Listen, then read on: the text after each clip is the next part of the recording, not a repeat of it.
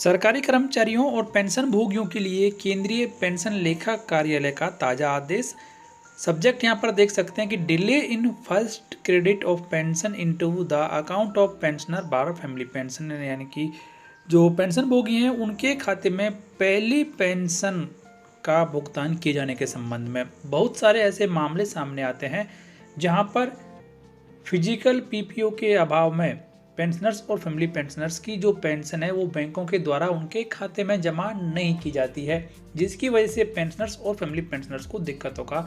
सामना करना पड़ता है। तो इसी को लेकर केंद्रीय पेंशन लेखा कार्यालय के द्वारा सभी बैंकों को दिशा निर्देश जारी किए गए हैं। तो यहाँ पर आप देख सकते हैं कि विद ए व्यू और to streamlining the process to expedite the payment of first credit, all the heads of the CPPCs are hereby directed again to ensure that the credit of first pension is carried out on the basis of EPPO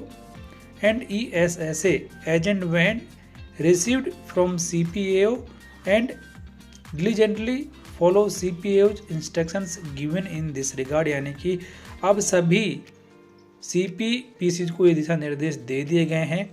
कि pensioners और family pensioners की पहली pension का भुगतान EPPO और ESSA के आधार पर कर दिया जाए, क्योंकि PPO का जो कॉपी है वो CPAO के द्वारा बैंकों को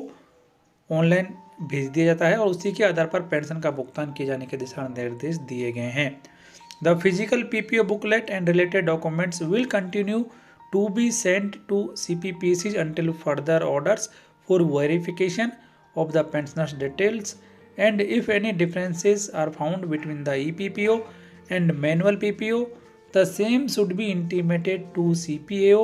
within a month for necessary corrective action. Further,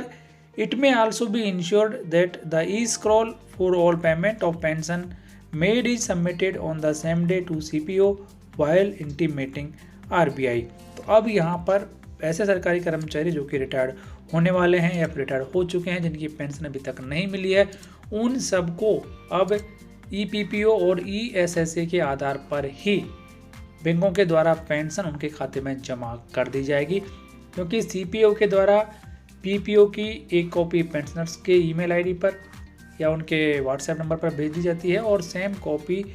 CPPCs को भी भेज दी जाती है। हालांकि जो हार्ड कॉपी है उसे आने में समय लगता है। बैंकें हार्ड कॉपी के अभाव में